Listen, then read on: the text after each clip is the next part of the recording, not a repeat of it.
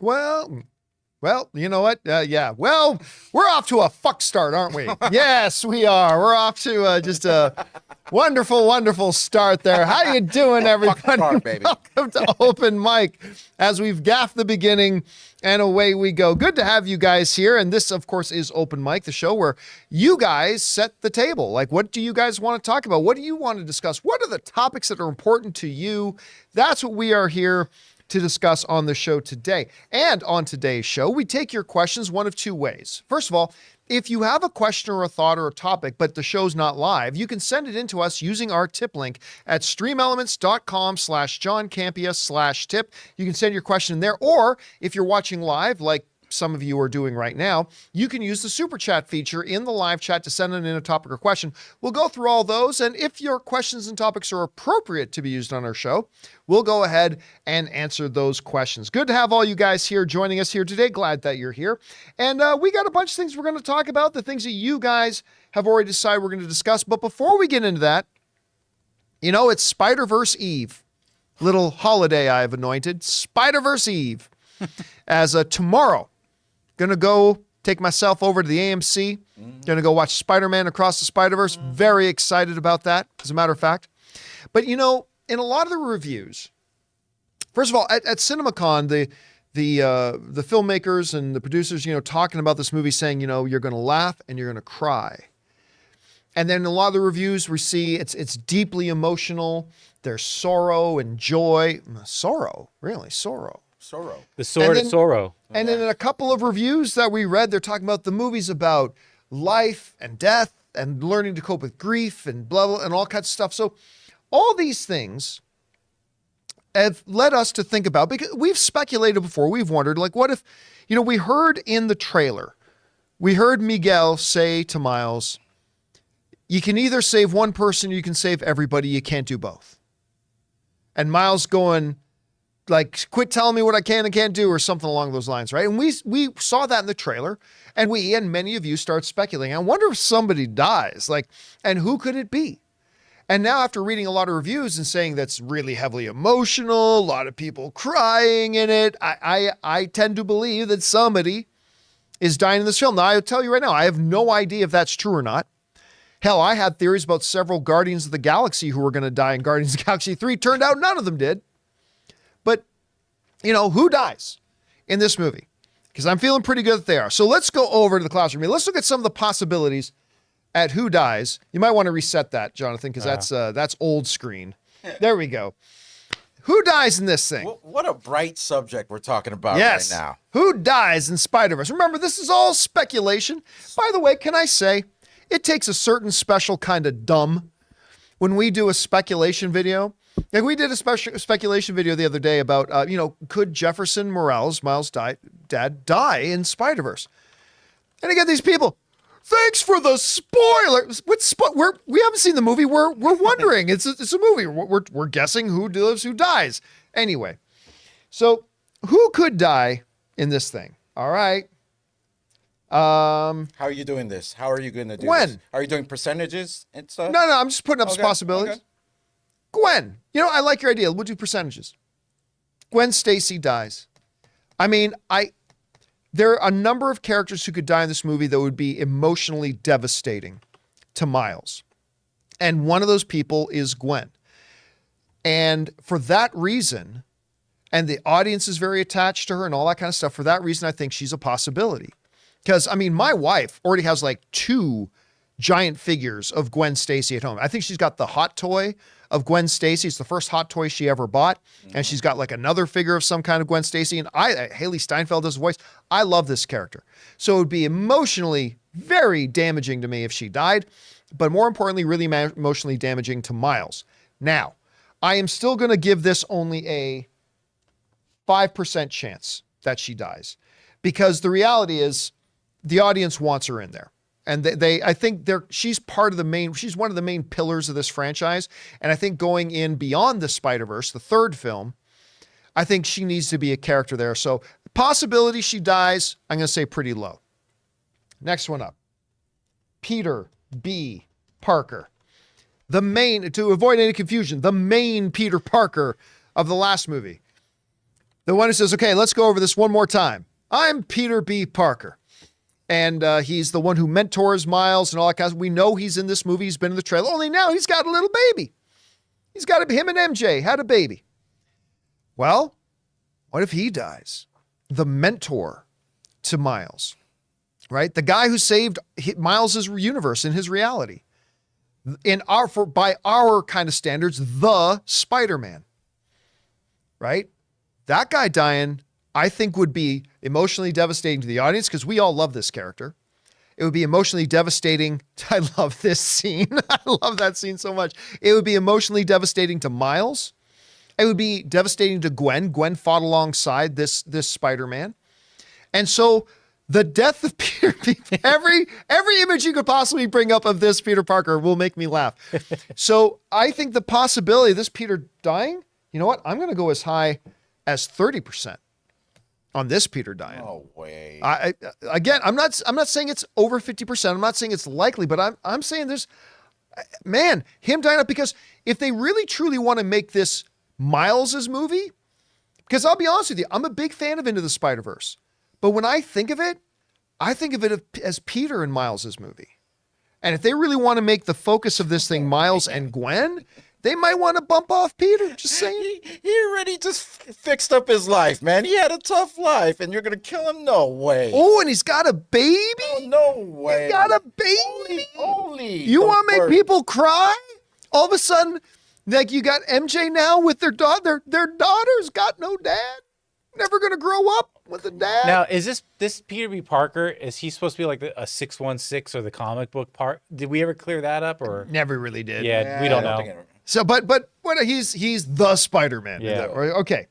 So then we look at Jefferson. Jefferson Morales, the father of Miles Morales. Say I love you. You got to say I love you. That's a copy. I mean, I fell in love with this character in the first movie. That scene where he's talking to Miles through his dorm room door, to me was like so moving and so powerful and all that kind of stuff. And the dad, I mean, listen, the dad dying, the dad passing away, this could kind of be his kind of Uncle Ben moment. This could be Miles's Uncle Ben moment, right? And the dad dying. And again, I think it would have a heavy impact on us as the audience, heavy impact on Miles, and follows us kind of a standard superhero trope of losing one of your parents. So there's Jefferson. Listen, I'll tell you what, I'm going as high as 45% on that one. I'm saying Jefferson 45%. I think there's a pretty darn good shot that Jefferson Morales does not make it out of this movie, which leads us to the other parent, Rio, the mom. And I'll tell you what, they showed us a 15-minute scene of this movie when we were at CinemaCon, this recent CinemaCon, where some real bonding, like some real beautiful, funny, but touching bonding going on between Miles and his mother, Rio. And that makes me think that maybe they're setting her up to, man. have her subscription to Life canceled. Oh my God. Okay.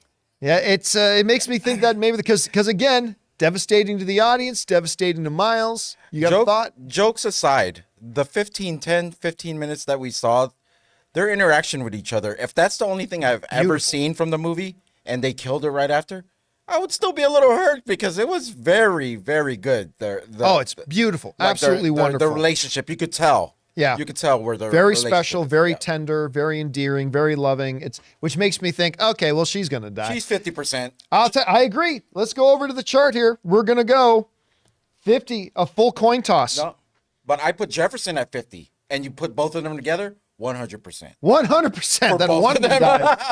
100% that one of them both dies. Both are gone. And then you go with, then you get into some smaller stuff. Okay, let's say this. All the other Spider-Men.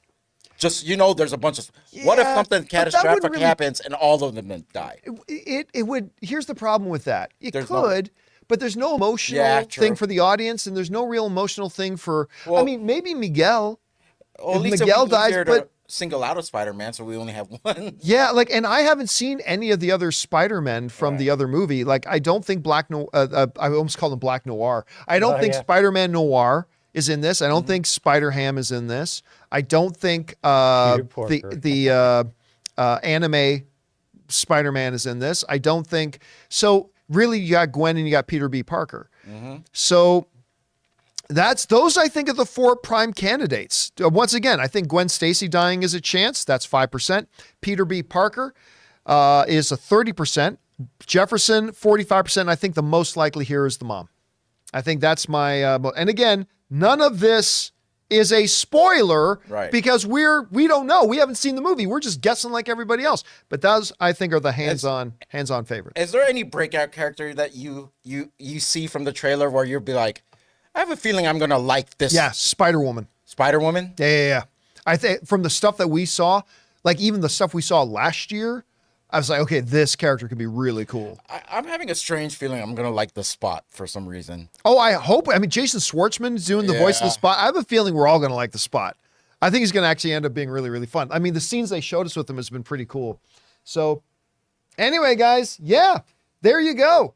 That's the well, I mean, in Ryan Reynolds' language, that's the Deadpool.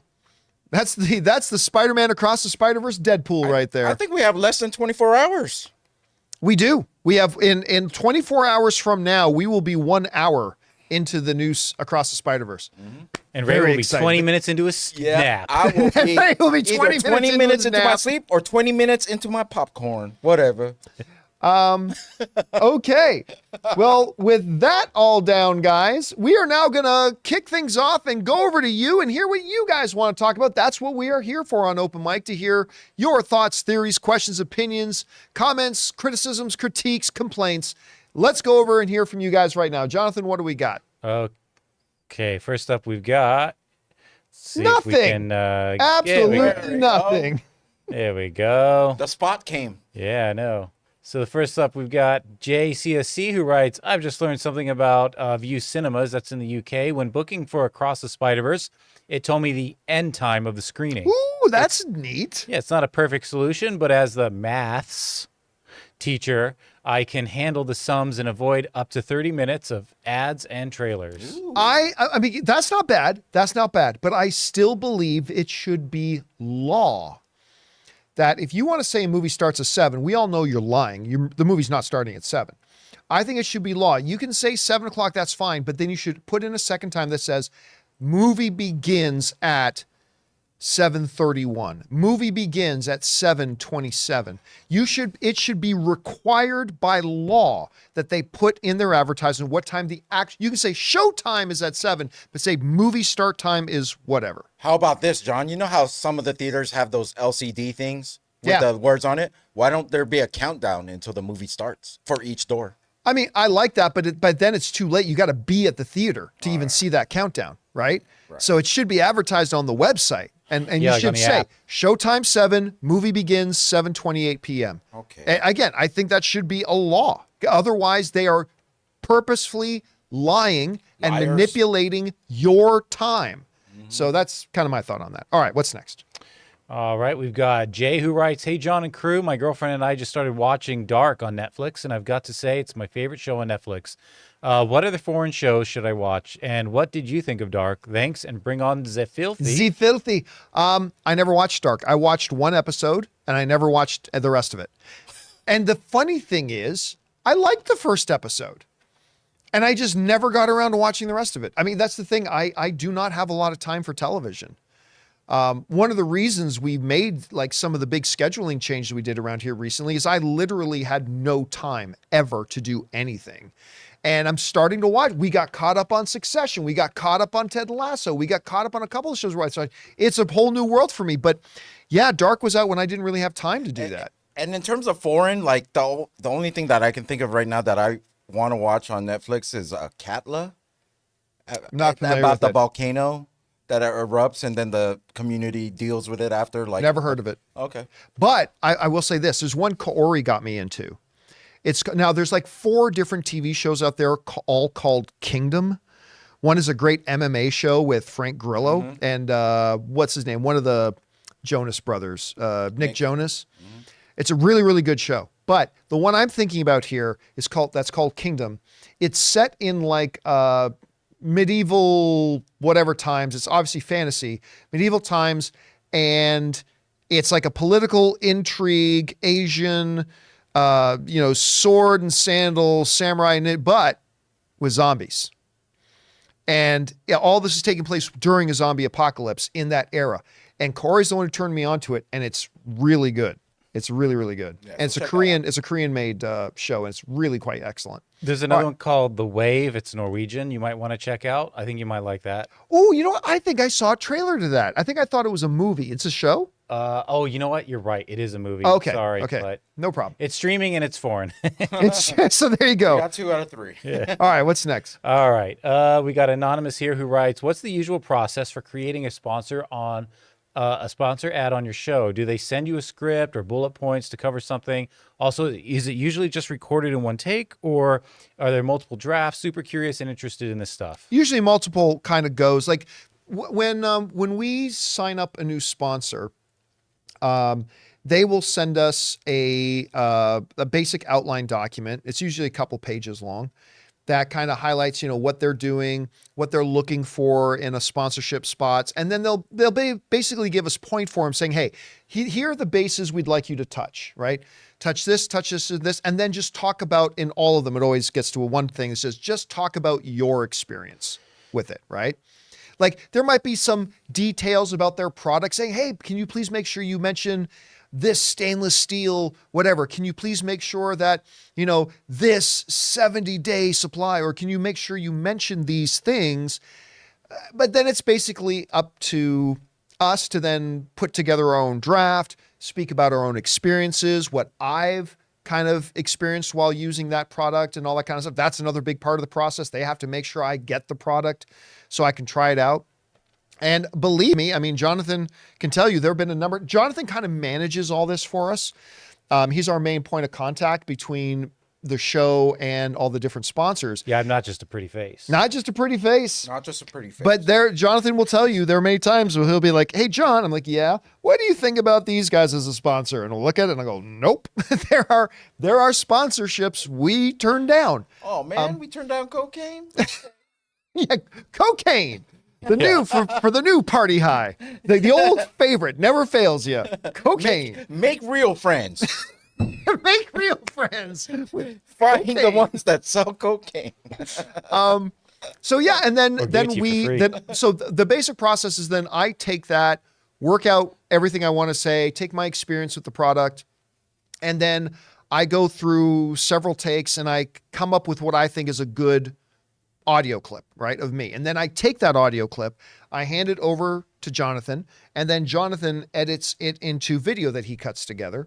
And that is how we make our individual sponsor spots. Thank you for asking. Hope that was a little bit insightful. All right, what's next? All right. Well, this is interesting. Ray is actually Italian and writes, can you guys believe that 20 years ago yesterday, Finding Nemo came out in theaters? Dang, we're old. Are you serious? Yeah, 20 years ago. It's stuff in that tier of like Crystal Skull, I couldn't believe was 15 years ago. And this is 20. The Crystal Skull came out after Finding Nemo? Uh-huh. After Finding Nemo. After. After. Like as in order of succession? Yeah. Put up the end. Comes later in the timeline. All right, let's go to the classroom. That's hard to believe, man. That's hard to believe. Yeah, 2008. I still, like, I don't know, you just brought up King of the Crystal Skull. I still remember the first time I saw that movie. They invited me to the Paramount lot to watch an advanced thing of it. And I was sitting beside, why am I freezing on his name? Who's the legendary CNN late night talk show guy? Oh, yeah. King. The King. King. Larry King. Larry King. Yeah. I was sitting beside Larry King, who, I mean, I don't know if I've ever seen somebody skinnier and look that frail, but he was sitting there with some, and I don't know how old he was, 79, 8. I don't know how old he was at the time. 46. But he's sitting there with like some 41-year-old, hot as Hades, blonde bombshell. I don't know if that was his wife at the time or whatever. I think he was married like several times. So I don't know, but I'm just like, damn, King got game. That's my nurse. King got game. This Anyway, here is my but nurse. that was after Finding Nemo? Yeah.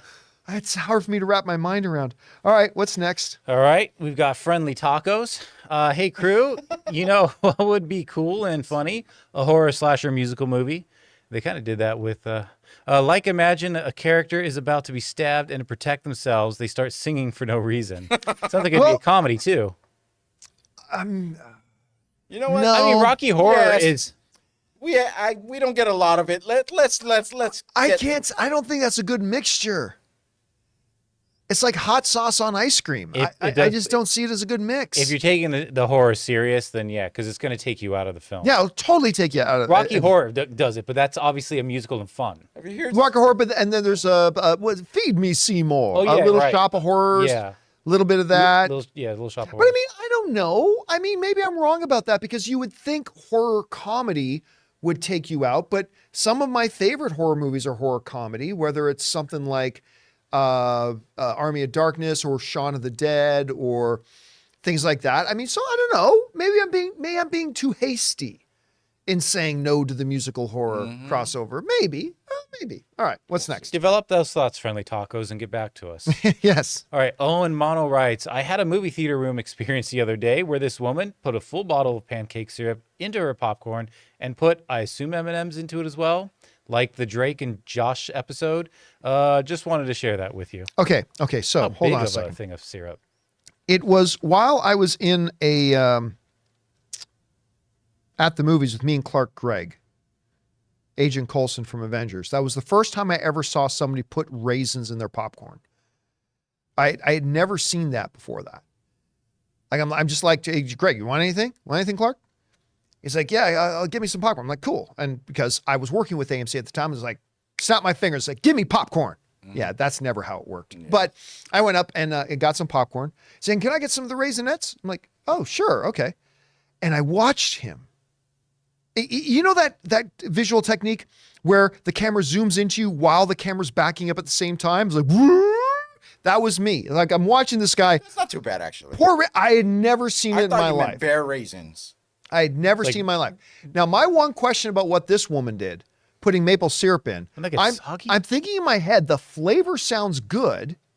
How do you eat it, though? Oh, yeah. How do you put your hands in that? She And like you're just gonna be having maple syrup all over your hands. Like, what's the weirdest thing you've seen with that?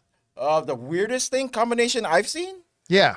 Not much, except for me. Sometimes I put jalapenos in my popcorn. That's it. I've done that in the past. Yeah, I mean, the weirdest thing I've seen at the theater, and like I actually, after I thought about it, I was like, I might like this. If someone had like a bag of peanuts, and they drank some of their Pepsi, and they poured the peanuts in their Pepsi. Stupid. I'm sorry. Repeat that. Poured peanuts? Like what they just like wanted to give like a salty flavor to their. Yeah. But you know what? Sometimes I eat peanuts and then I'll drink soda too. Like, and I'll have both of the things in my mouth. I don't think I want it at the same time though. And I'm like, but doesn't that make your soda taste at the end like so peanutty? Yeah, it sucks. You don't have but the I escape. get it. I mean, I've eaten peanuts with soda, but I haven't put peanuts in my soda. What about you, Jonathan? You put like anything in your popcorn? It's cocaine a little bit. Just a little. No, I mean, a little cocaine. Like Ray was saying, I mean, I a long time ago I used to do jalapenos. I don't really do that anymore. Jalapenos? Yeah, that's why they have the jalapenos out. I can't even eat jalapenos on their own, let alone my popcorn. But that's about it. I don't really ever see anyone do anything weird because I don't look at people at the theaters. I try to make as little eye contact as possible, and I go to my way to not look at what other weirdos are doing. Okay. By the way, I dug up this image. This is it. If you look really closely in it there, you can see the little raisins in the bag. Oh, there. yeah, Raisinets? Yeah, you can see the Raisinets in the bag there. That was I'm with him. that to me, I was like stunned. I was like, ah. I'm with him on that. That could taste good. That's like sweet and salty. Oh, hey, before I forget, as I was looking for that one image, I came across this. I should point this out. Congratulations, I guess, to our man Army Hammer. who I guess got cleared of all charges.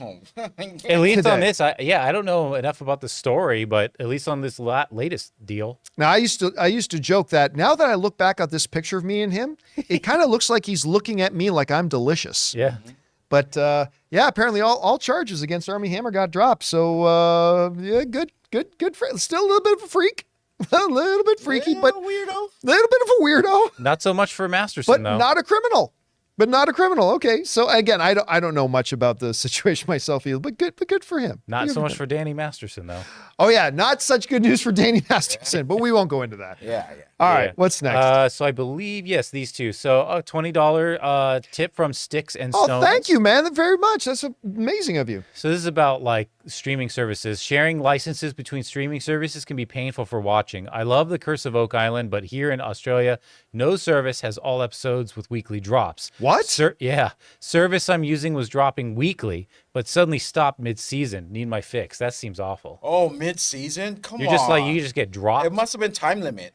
Now, look, there are here in I've never heard of that in North America. Like in North America, you can split something. Like for instance, Avatar: The Way of Water is coming out, but it is not going to be on Disney Plus exclusively. It's also going to be on Max.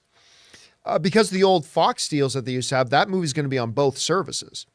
But I have never heard of a situation where you watch half the season on this network and the next half on the other network. And then both of them together will equal rich for us. Rich for us. I've never heard of that. That is some pretty screwy stuff. Yeah, that's weird. I mean, I don't know. Maybe you guys in the live chat, have you guys ever heard of that? I have personally never heard of such a thing. So I don't know. If you have, let me know. All right. What's next? Okay, let me just bring this here. Another $20. Oh my tip from gosh, Sticks and Stones, thank you so much. And he writes, I don't know, she writes, I don't know. Haven't heard talk on it, may have missed it, but I have been really enjoying Moon Girl and Devil Dinosaur on Disney Plus. Granted, I play Marvel Snap, so I knew the characters, but I really enjoy the style they have gone for with the short style episodes. Okay, earlier today, Does it say Moon Girl? yeah, and Devil Dinosaur. Earlier today on the John Campea Show podcast, we talked about a bunch of movies that Disney Plus just removed from Disney Plus. It was the first round of times they've taken movies and jettisoned them off Disney Plus. Artemis Fowl was one of those things. But for a lot of the movies, as we were going through the list, we were saying, I never heard of that. Never heard, like all the stuff that they had removed, we had never heard of, which, probably kind of why they removed it. I didn't know this show existed that you're talking about right now. Yeah, it's another one of those. I'm familiar with Devil Yeah. Dinosaur, but I had no idea this was a show on Disney Plus. No idea. I'm gonna watch this. It looks pretty good. As long as it didn't get nixed. Is it I'm It's assuming it's animated. It's probably not your thing, John. But I think they say Cowabunga in it. I just Cowabunga. just because it's Moon. Come on. Okay, yeah, if it's got Moon. in there, let's do it. All right, so thank you for putting that on our radar, Sticks and Stones. And again, thank you so much for supporting our channel on that level, man. That's incredibly generous of you. Thank you so much, dude. All right, listen, we've got a bunch more questions that you guys have been sending in live that we're going to get to. But before we get to that, we're going to take a quick second here and thank one of the sponsors of today's episode of Open Mic, our friend at ExpressVPN. Guys, we want to take a second to thank a sponsor of this video, ExpressVPN. Guys, it is 2023, and online privacy and security has never been more important. You see, every device, phones, computers, tablets, has a unique IP address, which is like an internet phone number and reveals personal information about you. It's super simple for somebody online who knows what they're doing to find your IP address. If you've ever clicked on a sketchy link or opened an email from somebody you don't know, your IP address could become exposed. Now that's where ExpressVPN has your back. ExpressVPN is an app that hides your real IP address and replaces it with a dummy one, keeping you safe and private. And you don't have to be some kind of techie to use a VPN. Guys, it is so easy to use. Just download the ExpressVPN app on your phone or computer, tap one button to turn it on, and you're protected. And if you like your streaming entertainment, here's the coolest part. They let you choose what country you want your IP address to look like it's coming from. This is incredibly useful because services like Netflix and Disney Plus give you different shows depending on what what country you're in. So secure your family's online activity and unlock tons of new shows by visiting expressvpn.com/Campea. Use my link and you can get 3 extra months free. That's expressvpn.com/Campea. Go to expressvpn.com/Campea to learn more. And thank you to our friends at ExpressVPN for sponsoring this episode. All right, guys, with that down, let's get into your live questions you guys have been sending in. Jonathan, what do we got? All right, first up, we got Fangblaze71, who writes, just bought my tickets for Spider-Verse, Transformers, Flash, Indiana Jones 5, Asteroid City, and Oppenheimer. Very excited for all 6. I'm excited for all those except Asteroid City.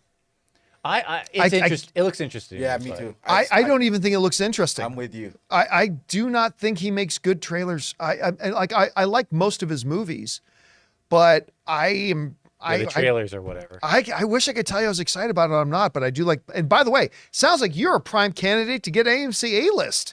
Buying all those tickets, you could be seeing them all for free. Just throwing that out there. Well, $24, but still get them all for free. All right, what's next? I'm with you, Jonathan. Next up, Raymond Verrata says, isn't the director's name of the live action How to Train Your Dragon pronounced Dean DeBlois, French silent S? Well, how did you say it, Ray? Dubois. It could very well be Dubois. But there's an L there. So. It could be DeBlois. It could be, listen, again, this has happened to me so much since I've been doing movie punditry, is that there is a name that I've read 50, 60, 70 times, but I've never heard somebody say the name. And I'll be like, you know what? I don't know. I really don't know how his last name's pronounced. I have no idea. I know he is the director of Lilo and Stitch. He directed all 3 of the How to Train Your Dragon animated movies. I know he's a good Canadian kid. But yeah, I'm not sure how his last name's said, to be honest. All right, what's next? You look like you're trying to say something. But it's Dubois. Like, I'm your boy? Dubois? Oi. Yeah, but there's an L there. Boy so as L. in voice. So there's no L. The L is silent? The no S. No S. But so there's the an L L in and the there. S are silent. So it Wait, should there's be an L DeBlois. in there? Yeah, Yes. DeBlois. Oh, Yeah. crap. Well, That's forget what Raymond just said. The DeBlois. boy. Sounds like it's his rap the name. boys. Yeah. All right, Yeah, what's I don't next? know. So it's DeBlois We apologize to all the boys out there. and DeBlois. For my love for movies writes, you said in your town hall video that starting this week you would be doing open mics alone. Did something change, or are you no longer doing them solo? Well, he's not doing them solo. Actually, I'm here alone. The other two. We're actually AI. Yeah. Yeah. So the have 6 intention was we fingers. wanted to move open mics a little bit later to separate it a little bit more from the podcast and to give more people in the different time zones time to get home from work or home from school or whatever. So we wanted to push it a bit later. And I didn't want to make the guys work too late. So I decided, well, what I'll do is I'll just do the open mic solo.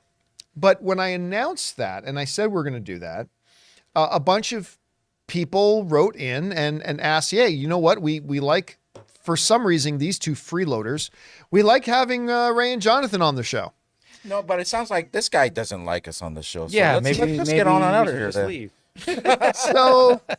So I thought, okay, well, instead of starting at 4, we'll start at 3:30. So still a little bit later, and we'll do it with all of us. But yeah, I was going to do it solo, but a lot of you guys said, hey, we kind of like it with the group dynamic. Can you try that? So we may change it. We're just going to try this out for a week or 2 and see how it works. But yeah, that's the way we're doing it. Good question. All right, what's next? Kyle Schneider's next and writes, hey, John, I just want to let you know Spider-Man Beyond the Spider-Verse is currently scheduled for March 29th, 2024. Oh, the 3rd. Oh, it's already scheduled for 2024? But that's what they did with Across. Yeah, I didn't think it would be. Well, any yeah, later well, than yeah, 25. but a little They thing probably called the worked pandemic into hit, it. They right? probably did work on it already. But I'm sure they've already got work Yeah, done so- on this. So at least I hope they have. I mean, if that's true, if that's when it's supposed to come out, Well, yay us. yeah, the wait All right. isn't that Thank you long for the then. information, man. Appreciate that. All right, what's next? Rylan Holman has a 2-parter here and says, I am really looking forward to The Flash. I want to see it because of all the great things I've been hearing about it and to support the rest of the cast and crew who worked on it. But with the possibility of Ezra returning, is it best to wait to see it later so that a financial loss will show the studio we don't want Ezra returning? I'm not saying I'm rooting for the film to fail. Thoughts? Well, Okay, so yeah. oh, and also just that's a $20 super chat there. Oh my God. Thank you so much for that, Rylan. Appreciate that, man. Here's the thing. The more I think about it, Ezra's not coming back. Nah. Ezra's not coming back. Because I've had so many people, John, did you see the director said Ezra Miller's coming back? Actually, that's not what the director said. The director said if there is a sequel, he's not going to recast Ezra. That's what he said. He did not say, and it's an important distinction, he did not say Ezra is going to come back to play Flash. It's not what the director said. The director said, if there is a sequel, I am not going to recast Ezra Miller. Ezra Miller is the only person who can play Flash, which, by the way, pissed off a lot of Grant Gustin fans when he said that. But again, here's the thing. What did you expect the director to say when asked? He's promoting the movie. I take you back again. This is a page out of Warner Brothers' playbook. After Ben Affleck and Warner Brothers decided Ben Affleck wasn't playing Batman anymore and was not going to be Batman in Matt Reeves' movie, that information had to become public yet. I mean, I told you guys, but nobody believed me. But they hadn't made the information public yet, but that's what it was. And then Comic-Con came along and Ben Affleck got on stage and said, I'm Batman! I'm Batman! I'll walk on all fours like an ape for Matt Reeves. I'm Batman. I can't wait to be in Matt Reeves' Batman movie. And he did it for me too. What's he that? He did it for me too. He did what? He walked on all four for me. He did. He got on his hands and knuckles, did the whole ape walking thing. I'll be back. I'm Batman. Well, because they were lying, but they did it to promote the movie. Because if they had announced right there, that's right, I'm done as Batman. Well, that kills the energy for the upcoming movie that they were trying to promote. What do you expect them to say? Yeah. What do you expect them to say? I do not believe for a second that, now again, I am not telling you I factually know, like I factually knew that Ben Affleck wasn't come back, but I am not telling you I factually know that Ezra will not be back. I am just telling you as a fan, there's no way he's coming back. There's no way. And the only reason that Andy Muschietti is saying that is because what else is Andy Muschietti supposed to say? And there's three big outs, right? There's three big outs. Number one, he said, if there's a sequel. I'm not convinced there's going to be a sequel because James Gunn is resetting the whole DC universe. Number two, Andy Muschietti can say that knowing that James Gunn can play the heavy later and say, just we looked at where we're at and we decided that it's best for us to move on from Ezra Miller. That way Andy Muschietti can say, well, it wasn't my call, right? Number three, he can say that now knowing that later they're going to pull the old scheduling problems out of the old hat, right? Oh man, I so wanted Ezra back, but damn scheduling issues. What are we going to do? So yeah, of course that's what Andy Muschietti's saying. Of course that's what he's saying. Because if he said, yeah, I don't know if I'll bring Ezra back if we do a sequel. What kind of publicity is that for your movie? Then that becomes the whole story. That's all anybody's going to talk about. It also shows Warner Brothers' hand.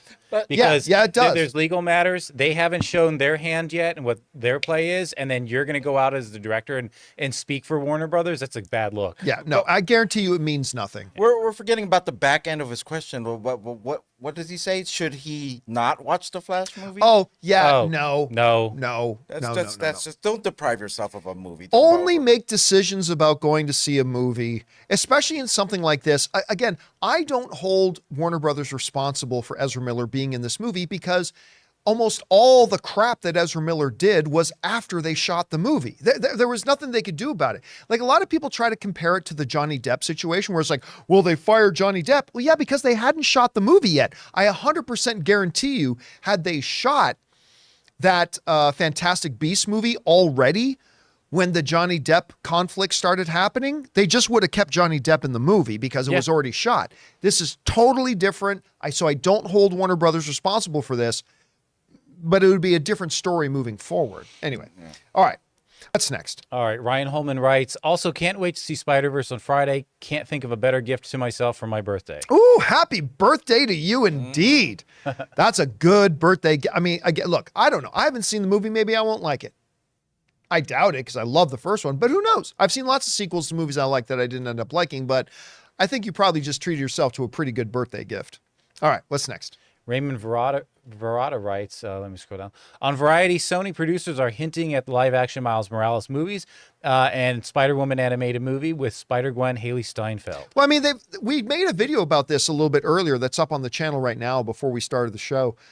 No, they didn't. And they did not hint at that. The Spider-Woman animated thing, we've heard about that a while ago. So that I totally believe. But the way some people are talking about it right now, they're like talking, did you hear that the producers are saying that they could be doing a live action Miles Morales movie? Actually, if you go and read it, that's not what they said. And we go into that entirely in the video that we did. I do not believe there is going to be a live action Miles Morales movie anytime soon. I mean, not ever. I'm just saying anytime soon. And if they do one, it would probably be in the Marvel Cinematic Universe rather than in the Sonyverse. Again, we did a whole video about this. It's up on the channel right now. We put it up about an hour ago, I'm going to say. You can go see our thoughts on that there. All right. Thanks for the question, Raymond. What's next? Kurt writes, Nancy Drew season 4 starts today. With the changes to the CW, it'll be the final show I watch on it. From Smallville to SPN to the Arrowverse, I'll remember it fondly as the go-to place for genre TV. And I believe this is the season that Aaron Cummings is in it. Aaron Cummings plays a recurring character, if I remember correctly. Yeah, I think she's a sheriff. Or yeah, she plays the new sheriff. In the show. town. So I believe this is the season she appears in. So that's another good reason to watch it. But yeah, big changes over at CW. All right, what's next? All right, we've got Disgraceful Entertainment. How do you feel about WB spoiling Nicolas Cage cameo in The Flash? Irrelevant. It doesn't change the movie at all. It's just, it's a momentary surprise. And again, to me, that doesn't mean anything. Like we all found out because Dwayne "The Rock" Johnson let everybody know. I knew that Henry Cavill was going to pop up in the post-credit scene, right? Didn't take away 1 ounce of my enjoyment of when it happened. It's one thing to know that it's coming, but it's another thing to be there in the theater. Said, Black Adam, we need to talk. And Superman, Henry Cavill comes walking out of the dark, right? I knew it was coming, did not take 1 slightest ounce of my enjoyment out of it. I mean, because it wasn't important to the story. It's just a little tack on thing. Believe me when I tell you, the Nicolas Cage thing, it's a totally throwaway thing. It's just there for the very few people in the audience who will actually know why he's there. And it doesn't ruin anything. It really doesn't. I'm going to stand my ground and say I would rather not hear of those things, but if it just comes my way and it's accidental or whatever, then what can you do? Yeah. But again, if I was Warner Brothers, I don't announce to the world that I did that cameo. I don't know why they did, to be honest with you. It's not like they're going to sell more tickets because Nicolas Cage does a cameo as Superman. So I don't know why they announced it, but it's really not a big deal that they did. And I say that as somebody who saw the movie. It's not a big deal. Yeah. I mean, I feel like, okay, there's 2 points. So one, I think they released it. My theory is because a lot of people, the majority of people would be like, Nicolas Cage is Superman. What? I don't understand. They're not going to get the reference. So they had to get ahead of the story. And then 2, yeah, maybe. And then 2, just like a positive spin on this, like when something like this happens and it's not really consequential, and like it's with the Superman thing too, you're trading in surprise for anticipation. Now you're anticipating it coming and you're wondering where it's happening or whatever. Like, you know what I mean? So this is just a positive spin on it. Yeah. All right. What's next? All right. Harvest K writes, Spider-Verse 2 is currently 95 on Rotten Tomatoes and even more impressive 86 on Metacritic.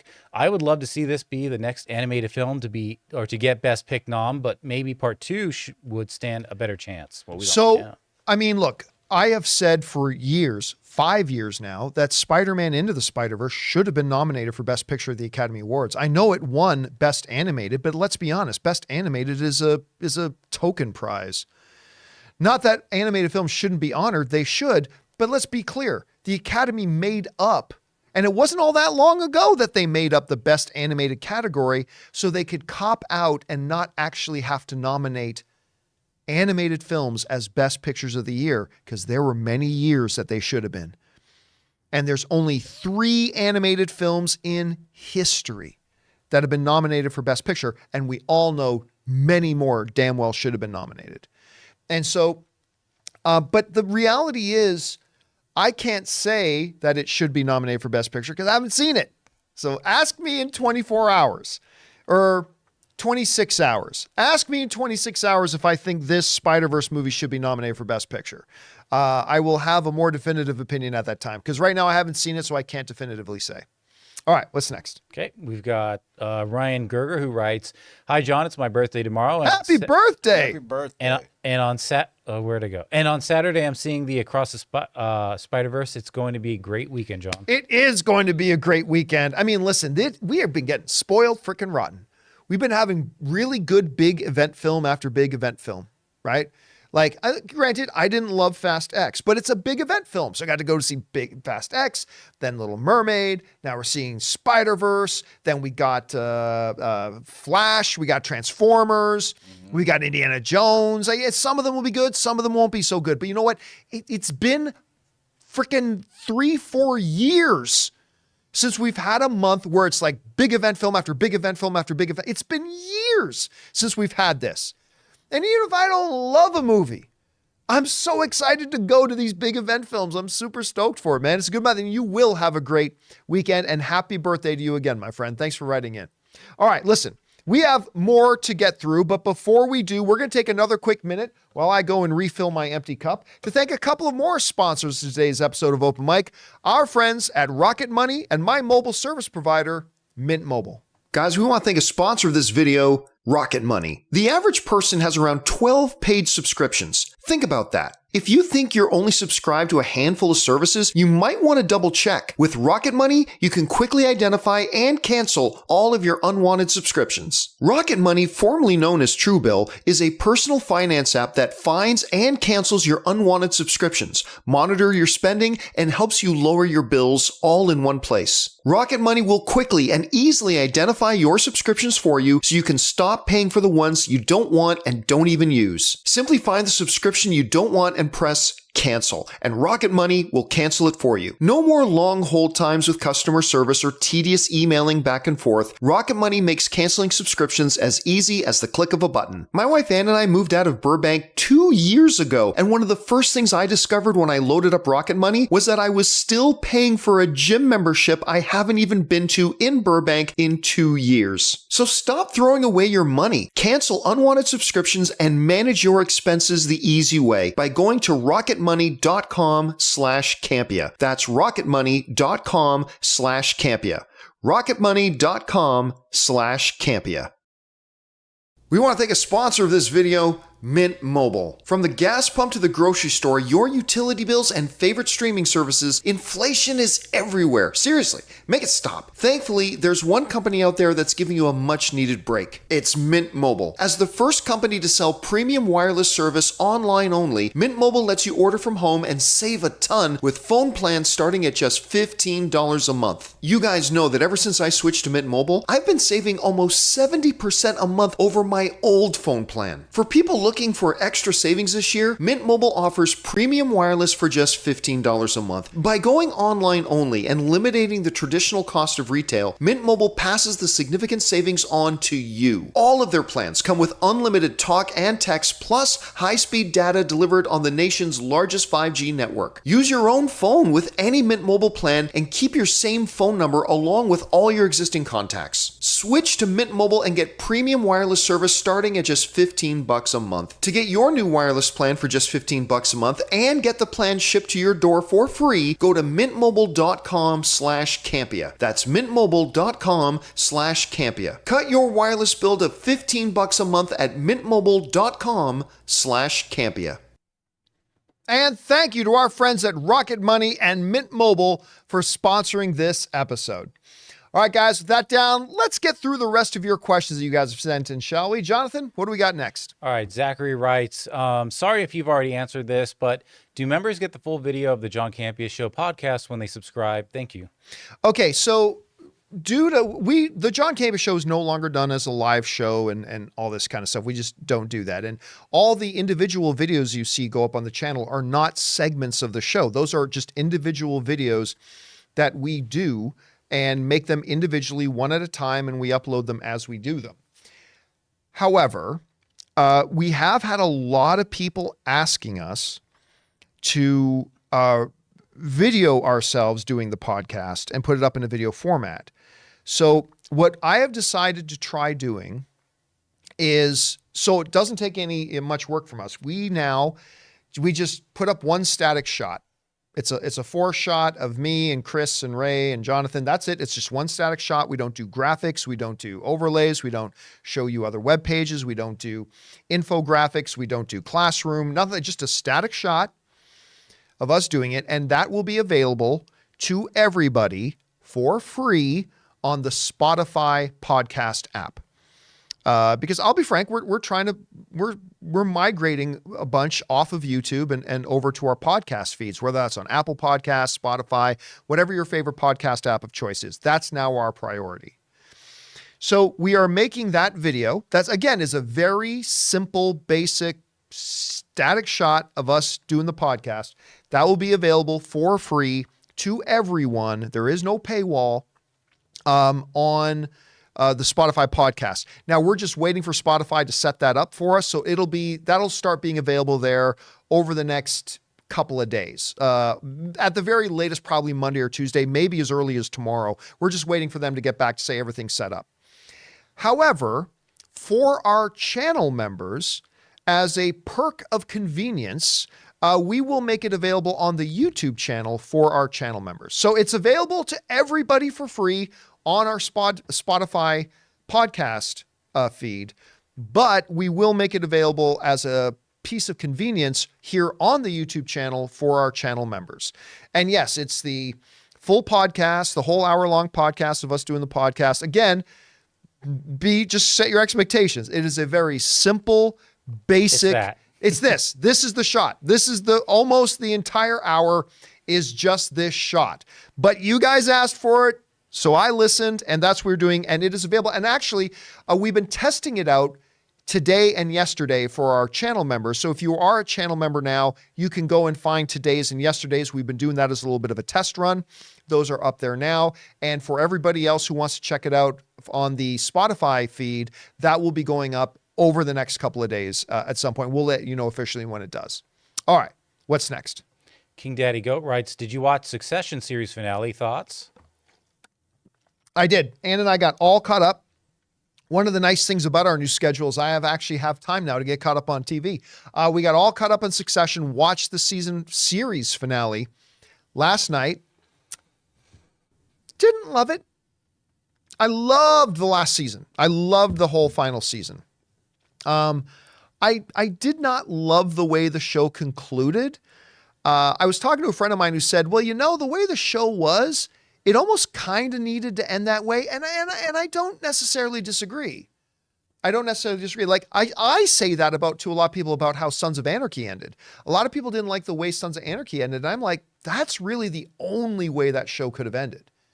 Like ending any other way would have been a fairy tale. Like the way that show ended is the way it needed to end. And so now I have a couple of friends of mine saying the same thing to me about Succession. I don't know. I do wish they could have found a different way to end it, but you know what? The show is spectacular. I loved the final season. I didn't love the way it concluded, but it wasn't bad. Not a bad conclusion. All right. What's next? Okay. We've got Zachary Zarvos who writes, also, you have to see Blackberry when you have a chance. It's in the same league as Air, and it's my favorite film of the year. It's so funny how many people have been writing to me to say, check out this little, no marketing, no release movie, Blackberry. And a lot of people have. So you know what? Because Blackberry is a good Canadian company that is now being driven into obsolescence, I think I will make sure I sit down and check this out. All right, what's next? Okay. Disgraceful Entertainment writes, for Jonathan, I've recently seen Casablanca, and man, what an absolutely amazing movie. Oh, that's awesome. It is one of my favorite movies. It's in my top 3.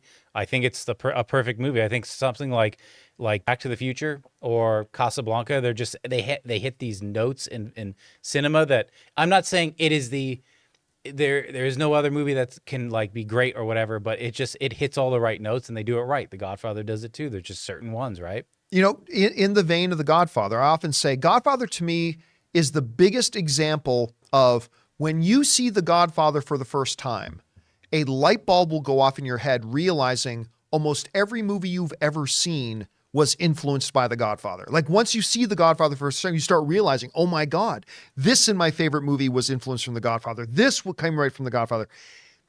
To not as big of a degree, Casablanca is one of those movies too. Like when you watch Casablanca, you will start to recognize just how influential that movie has been on almost all the filmmaking that came after it. Anyway, all right, what's next? All right. Red One Real Talk writes, we've had a packed year of movies, so I'm curious if there's any smaller indie projects, like a good person that you're hoping to see at home this year. I think that's like a miss. I don't think it means like a good person, but No, there's a like movie a called good person. Yeah. I think that's the one with Yelena, who's the actress? Ray, actress who plays Yelena. Florence Pugh. Florence Pugh. That's the one. I believe that's the one with Florence Pugh. Yeah. That's the thing about me and movie. I can't remember what's coming out in 2024, what's coming out in 2023. I have none off the top of my head right now. Right now, my head is just kind of floating around in this, oh my God, we have this huge lineup of films over the next like 8 to 12 weeks that we haven't had in like 4 years. And that's kind of just where all my thought process is right now. All right, what's next? All right. From Tauhidur, it's a two-parter, so I'll have to try and find it. Hi, John. Have you watched 12 Angry Men? Oh, yeah, of course. And Man from Earth. These movies really show the importance of dialogue, as both mostly take place in a, room with characters just talking. Yeah, look, I've talked about 12 Angry Men is one that I'll reference a lot because I am a big fan of single location movies. There's something really, really special about those. And by single location, I don't necessarily mean just one room per se, but things like Sylvester Stallone's Oscar, which kind of most of the movie, 95% of the movie takes place in one house, right? 12 Angry Men. Ryan Reynolds is Buried. The Tom Hardy one where he's in the car. Why am I freezing on the name of the movie? Yeah, anyway. Films like that, and that are absolutely put all the weight on dialogue, on performance. I even categorize Tom Hanks's Castaway a little bit as that, Sure. even though that's Solo Man, because it puts the entire weight of the movie then goes on the performance and the dialogue. 100%. Can't be distracted, can't be saved by anything else. And that's one of the greatest examples of it is that movie there. All right, what's next? Locke, by the way, Jimmy Woo in the live chat. Locke, thank you, man. All right, what's next? Okay, so we've got Raymond Verrata, who writes, Spidey is half owned by Disney. The mom always dies. Actually, Spidey is not half owned by Disney. Sony currently owns the license, but the license can expire and go back to Disney later. But as things stand, Sony owns it. They simply allow Spider-Man under a certain agreement they have to make movies that could put Spider-Man in the MCU. I know we're just getting into semantics, but it is. But yeah, of course the mom always dies. All right, what's next? Okay. We've got Christopher Brickner, who writes, of the Disney Plus films removed, the sad part is that most of those films received positive reviews if you look on Rotten Tomatoes. Again, I haven't even heard of half of them. But again, like you had the Cheaper by the Dozen remake with Zach Braff. They made a big, and Gabrielle Union. So they made a big deal out of that, but nobody watched it. They did Artemis Fowl, which was supposed to be their Harry Potter series. And they put a lot of money into it, had a lot of big stars in it. It was going to be a big theatrical release. And it turns out the movie they made was crap. And they dumped it on Disney Plus. And now they're even pulling it off Disney Plus because nobody watches it. It's just, yeah, it's sad. You know what the funny thing is? A lot of those movies that are being pulled are original. I mean, granted, Cheaper by the Dozen wasn't. But a lot of those films were very, very original and had good ratings. And that just goes again to why I cannot help but laugh and snicker a little bit when I see somebody who thinks they're being smart writing in a comment section. Hollywood doesn't make original movies anymore. Well, actually, no, numbnuts. Hollywood makes more original movies today than in any other time in Hollywood history. It's just that you don't watch them. That's the thing. You don't watch them. Like, some big new comic book sequels coming out. That's fine. That's great. But you completely ignore the 8 original films that came out in the surrounding weeks. Don't blame Hollywood that you don't watch the original stuff that they put out. That's on you and me. That ain't on them. They're more original films created today than in any other time in Hollywood history. But that's on us. We either support it or we don't. And by the way, you can support and cheer and talk about the big franchise films and the big sequels. You can do that because you know what? Attention is not a limited resource. You can give 2 minutes of attention to that big, huge movie and we'll talk about it. And then you can talk about the smaller movie if you want.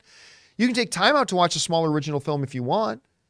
Hell, the poster child for me, you've heard me say this before, the poster child of this is the Ryan Gosling, Russell Crowe movie directed by Shane Black called The Nice Guys. That is a purely original film and is wildly awesome. Wildly awesome movie. Ain't nobody went to go see it. It was fantastic, had big stars, purely original, and nobody saw it. Don't tell me that Hollywood doesn't make original films anymore. Please, you just come across as an idiot when you do, because there's lots of it. It's just that we don't support it. All right, what's next? And I just thought of 2 other single location movies that I love. Rear Window and Sleuth. Oh, I totally forgot about Sleuth. Well done. All right, what's next? All right. Alex Von Gollum. Hey, Geo and gang, tough question. Which series is better, WandaVision or Andor? With a heavy heart, I'd say Andor. I do too. I love them both, but there was more tension in Andor for me. Both represent the best that their brand has to offer on Disney+. WandaVision is the best Marvel thing on Disney+. Andor is the best Star Wars thing on Disney+. Talking about Disney+ originals. I honestly don't know. I don't know. That's how good I think both of those are. I honestly don't know. I've never thought about it. I have no idea which one I think is better, to be honest. You have to stay on an island, and they say, take this or take this with you. Which one would you pick? Andor. I think WandaVision is more rewatchable. Yeah, okay. So for that reason, I'd take WandaVision, but that's not a declaration. No, that's not a declaration, but that's at least a little of an answer. Yeah, a little bit. All right, but Andor is so good. All right, what's next?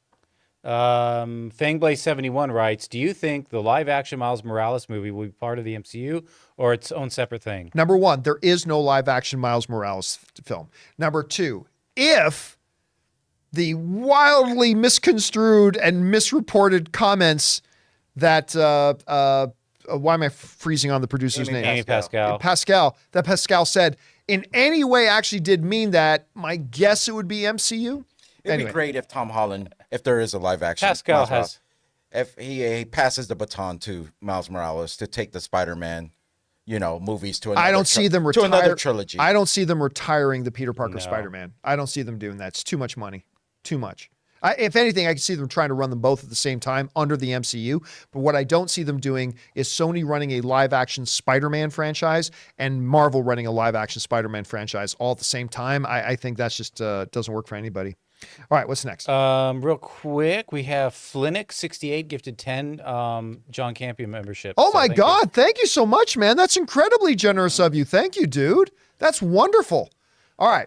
What's next? King Daddy Goat is next. Best movie experience. Mine is easily 2008. Super ripped. Seeing Pineapple Express at the theater I worked for. Man, it was perfect. It's a classic. I'll tell you what, my favorite movie going experience, there's 2. One is, as a lifelong Star Wars fan, going to the world premiere of The Force Awakens at the Chinese theater where the original Star Wars had its premiere. I remember sitting in that movie theater before the movie started and just looking around and thinking, in this very spot is where other people sat for the world premiere of their first Star Wars. And here I am, and I had George Lucas and Steven Spielberg sitting over here, and had Frank Oz sitting right over here. And it was just, that was a surreal moment for me. That was really great. The other one was my first screening of the first Avengers, the Avengers movie. I just remember, that was something that people only ever dreamed that comic book movies could be. And in my opinion, still the best comic book movie ever made. But those are my 2 favorite movie theater experiences. I'm not saying those are the 2 best movies I ever saw. No, but those are my 2 favorite going to a movie theater experiences that I ever had. All right, what's next? All right. Mike Thompson writes, follow up to a video you posted earlier. TMNT's Foot Clan is a direct parody of Marvel's The Hand. That makes sense. The Turtles were originally created as a spoof of Frank Miller's Daredevil run. That also makes total sense because the art style thing too also borrowed from that a little bit. But again, that original Teenage Mutant Ninja Turtles incarnation is still the best that they ever had, in my opinion. And I think, Ray, once you go and get Ronin, I think you're going to see it. I think you're because Oh no, I already see it. I want because I wanted to see what I was gonna get for my money, so I did a little preview video on YouTube, and just the very first thing it talked about, I just turned it off. I said I gotta get this. Yeah, and and please do because I want to borrow it. It I want to seems borrow it. traumatizing, bro. It seems traumatizing. All right, is that it? That's all. And guys, perfect time. We were only a few minutes over time. Guys, that'll do it for today's installment of Open Mic. Thank you so much for coming along and being here with us today. Big special thank you to you guys who sent in those tip questions and super chats. Number one, because you gave us great fun things to talk about. But number two, you supported this channel as you did it. And all of us involved with the show, thank you guys so very much for your support. Hey guys, a couple of reminders. We have a daily newsletter that goes out, the John Campea Show newsletter. If you go into our community tab, you'll find one or two posts pointing you towards the newsletter. And from there, you can actually subscribe to the newsletter. So every day's newsletter gets delivered directly to your inbox. Go and subscribe to that. Once again, don't forget, we are primarily now a podcast operation here. So check out our daily John Campea Show podcast on your favorite podcasting app of choice, whether that's Apple Podcasts, Spotify, or any of the other podcasting apps out there. Just go search for the John Campea Show podcast. It is the best way to interface with our show. Go and subscribe to that. Look at all those stars on those ratings. Thank you so much for that, guys. And guys, don't forget to come back and join us tomorrow. We got me, Ray, Jonathan will be here. Chris Carr will be back again tomorrow. And hopefully you guys will be here too. So for Ray Ora, Jonathan Voico, my name's John Campea. And until next time, my friends, cowabunga. I knew it. You knew I was going to say that. You knew it.